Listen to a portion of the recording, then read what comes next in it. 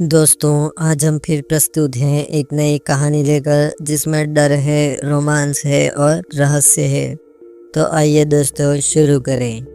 Bhairavpur junction एक ऐसा railway station था जो कभी चहल पहल से भरा रहता था, लेकिन पिछले 10 सालों से यहाँ कोई ट्रेन नहीं रुकती थी।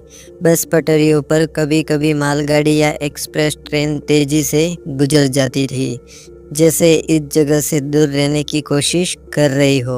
स्टेशन का नाम सुनते ही लोग वहाँ से भाग जाते थे, वहाँ रुकते ही नहीं थे।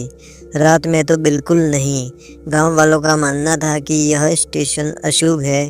कुछ तो यह भी कहते थे कि रात में यहाँ से कोई अदृश्य ट्रेन गुजरती है जिसे देखने वाले कभी लौट कर नहीं आते। रामनारायण इस स्टेशन का स्टेशन मास्टर था। उम्र 50 के पार, सफ़ेद होती दाढ़ी और आंखों में एक थकान सी।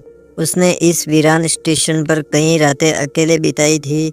शुरू में डर लगता था, लेकिन वक्त के साथ वह इस सन्नाटे का आदी हो गया।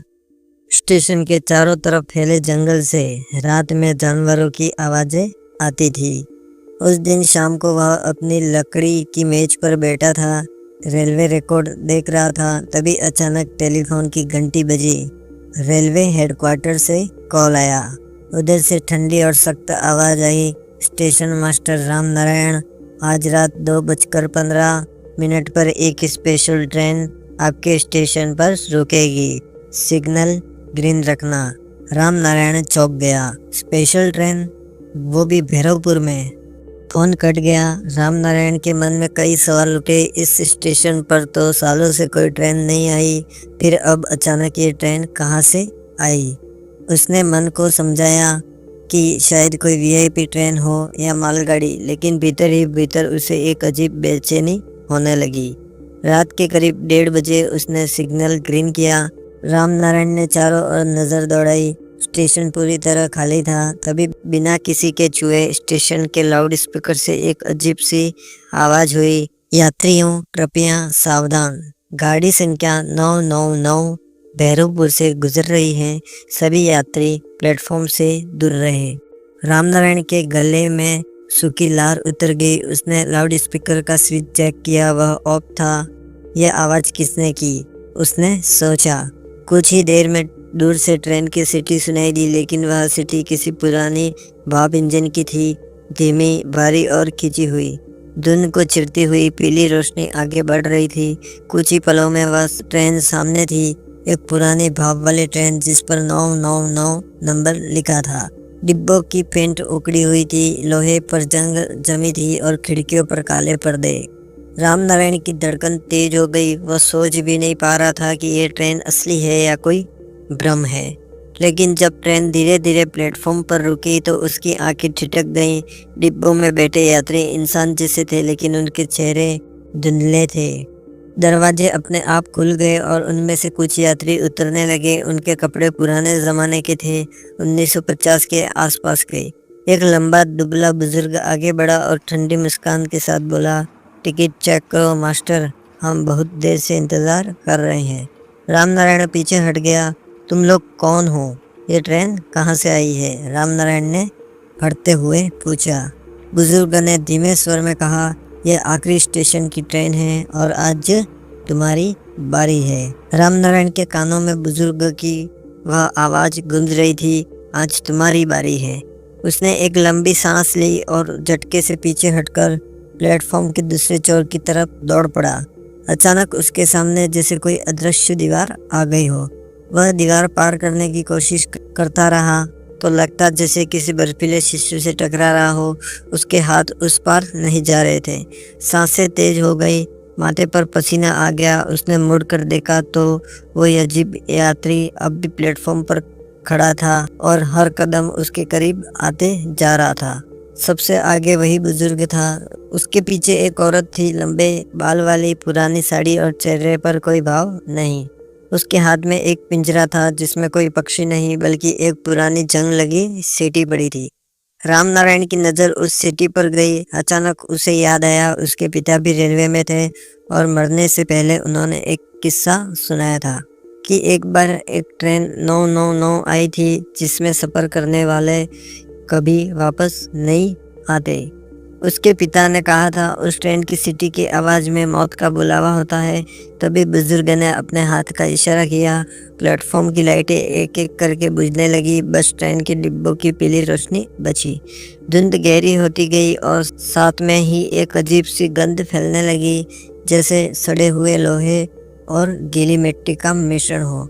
रामनारायण ने फिर कोशिश की, लेकिन अदृश्य दीवार ने उसे जकड़ रखा था।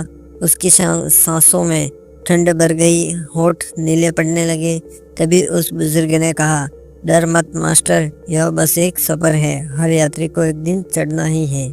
रामनारायण चिल्लाया, मैं कहीं नहीं जा रहा, ये मेरी जगह नहीं है। रामनारायण धीरे धीरे उनकी ओर बढ़ने लगा। उसने जमीन पर एड़ियां जमा कर रोका, लेकिन पैर खुद ब खुद खिसक रहे थे। उसका पूरा शरीर मानो किसी और के काबू में था। अचानक ट्रेन के दरवाजे से एक हाथ बाहर निकला। वह हाथ इंसानी नहीं बल्कि काले धुएं का बना था।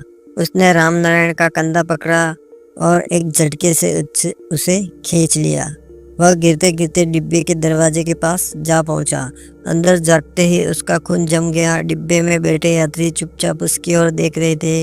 हर एक के चेहरे पर वही खोखली आंखें, वही पीली चमड़ी और होठों पर बर्फीली रेखा नजर आ रही थी। रामनारायण ने अंतिम बार जोर लगाया, लेकिन तभी प्लेटफॉर्म पर लगे घड़ी ने 2:15 बजाए। उसी पल ट्रेन की सीटी गूंजी, वह सीटी जो उसने बचपन में पिता से सुनी थी, पर असल में और भी भयानक थी। उसकी टांगें ढीली पड़ गई। ठंड इतनी बढ़ गई कि उसे महसूस हुआ कि उसकी उंगलियों से लेकर माथे तक सब जम चुका है। बुजुर्ग ने उसके कान के पास झुककर फुसफुसाया, अब तुम हमारे साथ हो। अगले ही पल दरवाज़ा बंद हो गया और ट्रेन के पहिए धीरे धीरे घूमने लगे। ट्रेन धुंध में सरपट दौड़ने लगी, पर खिड़की के बाहर का नज़ारा अजीब था। जंगल, पहाड़, नदी, सब कुछ मानो धुंधली तस्वीरों की तरह गुजर रहा था। समय जैसे ठहर गया था। न कोई हवा का झोंका, न कोई खड़खड़ाहट, बस लोहे के पहियों की धीमी गूंज और भीतर फैला हुआ सन्नाटा। रामनारायण को लगा वह अब सपना देख रहा है, लेकिन हर सांस की ठंडक और शरीर में बर्फ जैसी जकड़न उसे याद दिला रही थी कि यह सपना नहीं, हकीकत है।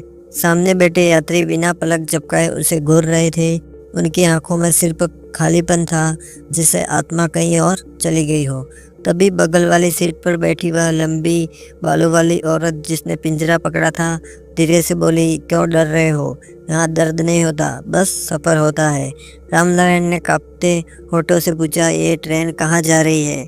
वह मुस्कुराई, जहाँ सबको जाना होता है, आखिरी स्टेशन। बुजुर्ग, जो अब तक चुप था, अपनी सीट से उठा और उसकी ओर आया। उसने अपनी जेब से एक पुराना टिकट निकाला, पीला पड़ा हुआ, कोनों से फटा हुआ, जिस पर लाल स्याही से लिखा था, 1 वे नो रिटर्न। ये तुम्हारा टिकट है मास्टर, उसने कहा और टिकट उसकी हथेली पर रख दिया। टिकट छूते ही रामनारायण को लगा कि उसके हाथों में बर्फ रख दी गई हो। धीरे धीरे उसने पिता की कही बातें याद आने लगी।